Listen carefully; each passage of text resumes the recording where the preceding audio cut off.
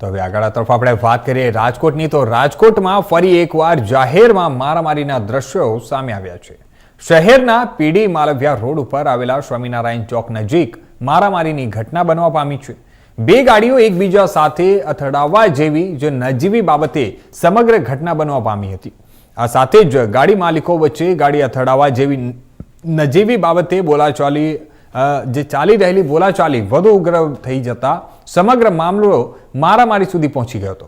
જાહેર રસ્તા પર મારામારીના દ્રશ્યો સર્જાતા ચોકમાં ટ્રાફિક જામ થઈ ગયો હતો। આ સાથે જ ઘટનાની જાણ સ્થાનિક પોલીસને થતા માલવિયા પોલીસ દોડી અને ઘટના સ્થળે ત્યાં પહોંચી હતી। હાલ સ્થાનિક પોલીસ દ્વારા સમગ્ર મામલે વધુ તપાસ હાથ ધરવામાં આવી છે।